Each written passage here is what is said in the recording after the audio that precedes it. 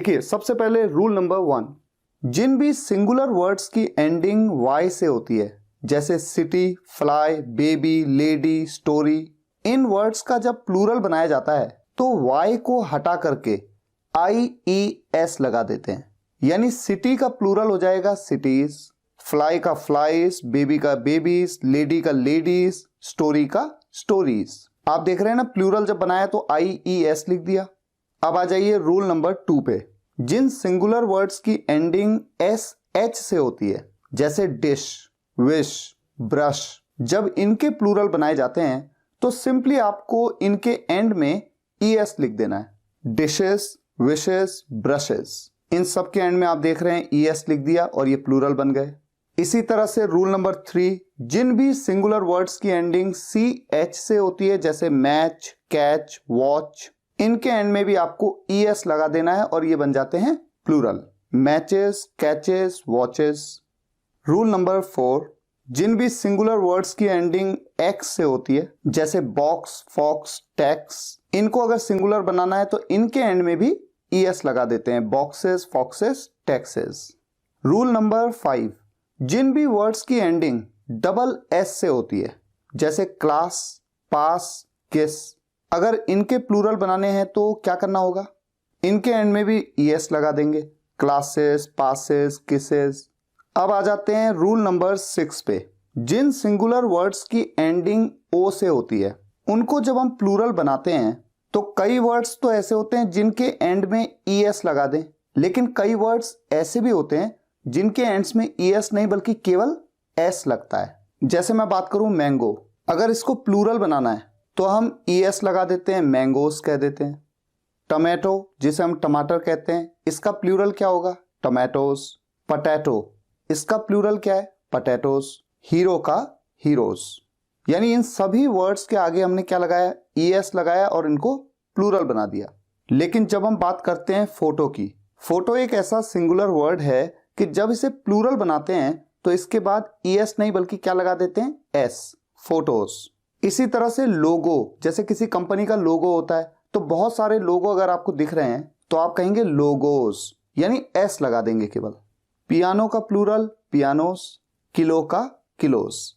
तो आपने दोनों तरह के वर्ड्स देखे, मैंगो, टमाटो, पोटैटो, हीरो, ये ऐसे वर्ड्स हैं जिनके प्लूरल ES लगा के बनते हैं, जबकि फोटो, लोगो, पियानो, किलो, इनके प्लूरल केवल S लगा के बनते हैं।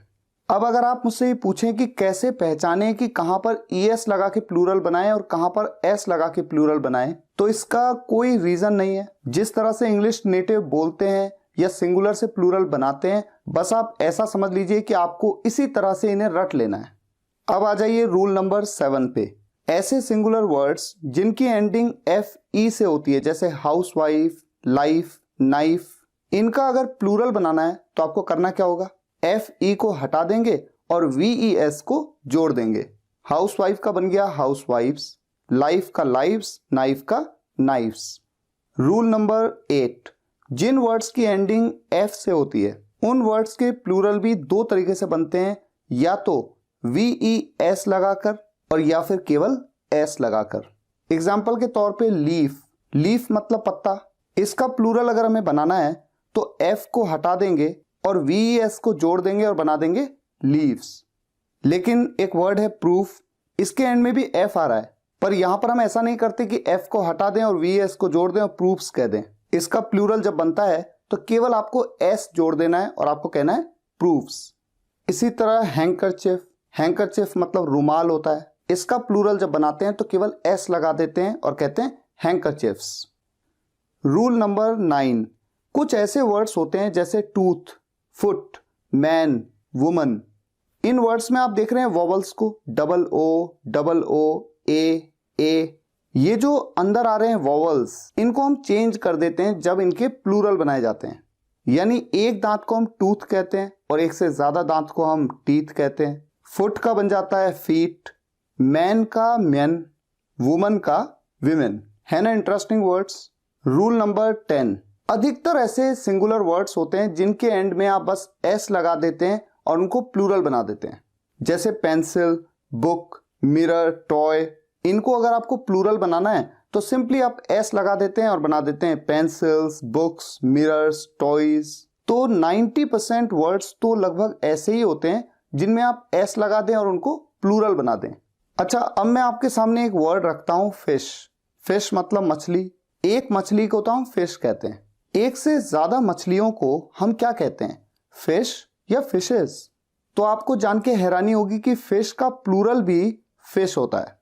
हालांकि एक बात और है, जब आप अलग अलग तरह की मछलियों की बात करते हैं, क्योंकि बहुत सारे नेम्स होते हैं मछलियों के, अगर अलग अलग तरह की मछलियां कहीं पे पड़ी हैं और तब आप उनको रेफर कर रहे हैं, ऐसे में आप प्लूरल फिशेस का यूज करेंगे। यानी फिश का प्लूरल वैसे तो फिश ही है, लेकिन केवल तब जब आप इस बात को एम्फेसाइज कर रहे हैं कि यहाँ पर अलग अलग तरह की अलग अलग नामों की फिश हैं, ऐसे में आपको उनका प्लूरल फिशेस का यूज करना पड़ेगा। ये बात बहुत इंटरेस्टिंग है और बहुत से स्टूडेंट्स नहीं जानते हैं। अच्छा, अब देखिए एक वर्ड है 1000। ये वर्ड सिंगुलर भी है और प्लूरल भी, यानी इसके साथ में एस, ईएस ऐसा कुछ नहीं लगता। जैसे मैं आपसे कहूं मेरे पास 1000 रुपए, आई हैव 1000 रुपीज। अगर मैं यहीं पे एक की जगह 5 कह दूं, मेरे पास 5000 रुपए हैं, तो क्या मैं 1 की जगह पे 5 कह के 1000 के साथ में एस लगाऊंगा? नहीं लगाऊंगा। मैं बस कहूंगा आई हैव 5000 रुपीज। इसी तरह का वर्ड है डजन। डजन मतलब होता है दर्जन।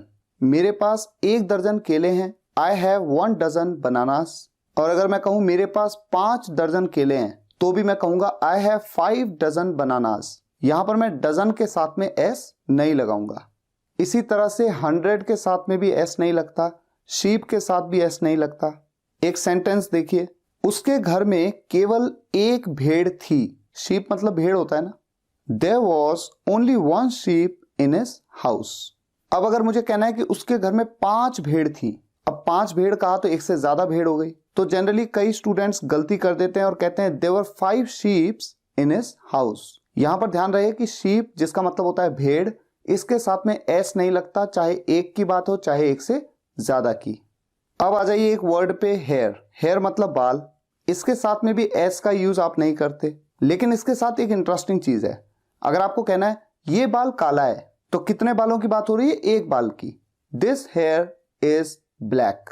लेकिन जब आपको कहना है मेरे बाल काले हैं, तो आप एक बाल की बात नहीं कर रहे बल्कि सभी बालों की बात कर रहे हैं, तो भी आपको कहना है माई हेयर इज ब्लैक।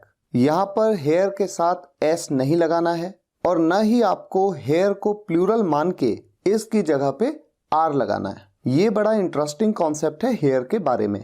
अब देखिए फिजिक्स, मैथमेटिक्स, न्यूज, ये ऐसे वर्ड्स होते हैं जो दिखते तो प्लूरल हैं लेकिन होते सिंगुलर हैं।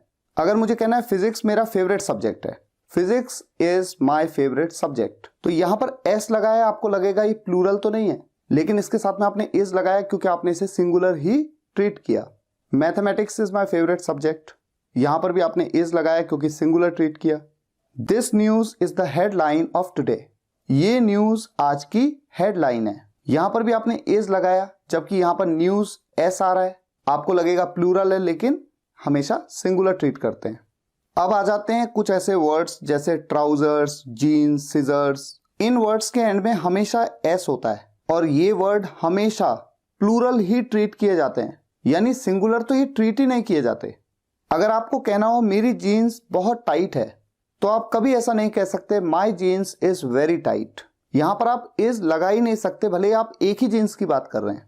तो दिखने में बहुत अटपटा सा लगता है, लेकिन इंग्लिश ऐसी है।